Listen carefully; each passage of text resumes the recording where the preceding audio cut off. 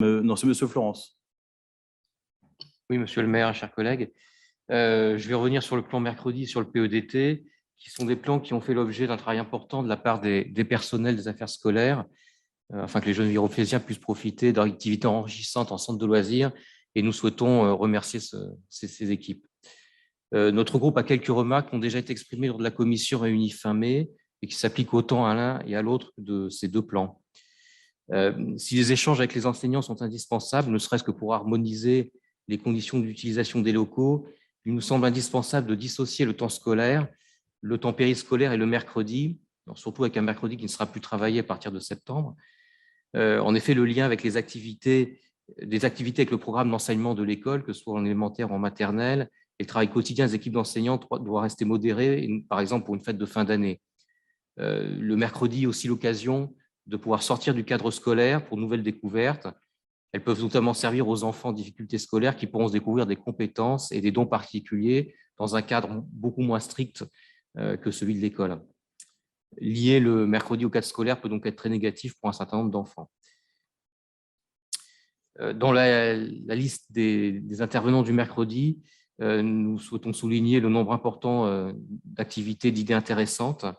Par exemple, souligner aussi la présence d'activités qui seront faites à l'intérieur des centres de loisirs par des associations extérieures au centre de loisirs, pas uniquement par des animateurs. Néanmoins, même si j'ai entendu la réponse, nous souhaitons renouveler notre idée d'étudier la possibilité que certains enfants puissent pratiquer une activité autre en plus du centre de loisirs à l'extérieur, même si nous avons bien conscience des problèmes juridiques que cela pose et qui doivent être sécurisés. Nous savons très bien aussi que la mise en place n'est pas simple et ne pourrait être que progressive. Cela éviterait un partage des jeunes virophésiens en deux, ceux qui font une activité d'un côté, soit parce que l'un des parents ne travaille pas, soit parce qu'ils sont gardés à domicile, et ceux qui n'en font pas. La mixité sociale dont nous partageons l'objectif n'en serait que plus forte. Enfin, une remarque plus générale sur les centres de loisirs. Les équipements de loisirs extérieurs qui existaient au centre de Dieu-le-Veut n'ont pas été transférés dans les écoles. Quels nouveaux équipements qui pourraient servir le mercredi pourrait-on déployer? Par exemple, des tables de ping-pong, des panneaux de basket, du baby-foot, etc. Nous voterons favorablement cette délibération. Mme Biodel.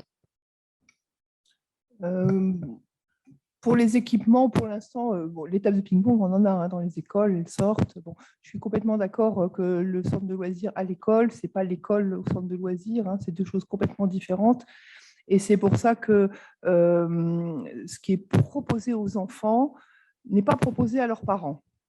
C'est très important. Ce n'est pas les parents qui choisissent une activité pour les enfants.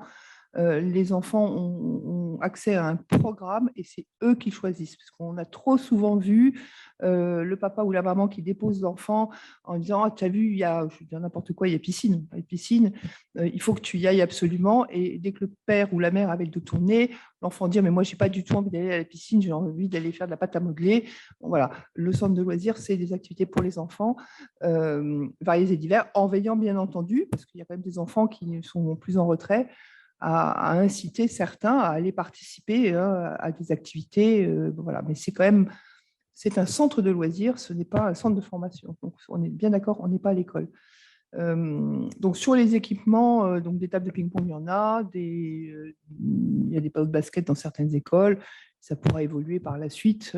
Aujourd'hui, ce n'est pas la priorité. Et puis, surtout, ce qu'on voudrait, c'est qu'ils puissent ressortir le plus possible. Parce que là, on est quand même, c'est la volonté. Alors, cet été, c'est super, ils vont aller beaucoup à la piscine. Ça y est, on a blindé, c'est pratiquement tous les jours. Il va y avoir de la piscine tous les jours. Mais ils sortent quand même beaucoup dans la forêt, ils font des pique-niques, ils sont pas contraints. Dans une cour d'école, il y a beaucoup de choses qui est proposées. Pour en revenir à la possibilité d'aller sur des activités extérieures, je suis désolée, ça pose vraiment… Alors, les parents, je vous rappelle, le centre de loisirs, on n'est pas enfermé de 7h30 du matin, enfin 8h moins le quart, à 18h45. On peut venir chercher son enfant à 17h pour une activité, mais il ne revient pas après. Alors, par contre, ce que nous intégrons, ce qui est nouveau, c'est un peu le même principe que les nappes, mais le mercredi.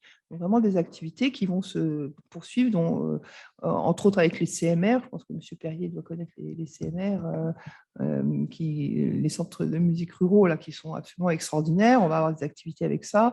Mais aller au foot ou des choses comme ça, pour l'instant, pour le moment, non. C'est juridiquement, à partir du moment où l'enfant a quitté, l'enfant a quitté. S'il y a un accident ou n'importe quoi, c'est pour, on ne prend pas le risque. Hein. Je suis désolée, mais on va vraiment, par contre, essayer de développer des choses en interne. Après, ce que vous dites sur les différences, c'est des choix éducatifs des parents, hein, de mettre en centre de loisirs ou d'avoir quelqu'un à domicile. Quand on voit pour certains ce que coûte une journée de centre de loisirs, ce serait peut-être moins onéreux d'avoir une babysitter. Je vois Mme Kata qui... bon, c'est des choix. Hein. C'est vrai que le centre de loisirs, il est ouvert, il est toujours là, il y a toujours du monde, il y a toujours d'autres enfants, il y a toujours des activités.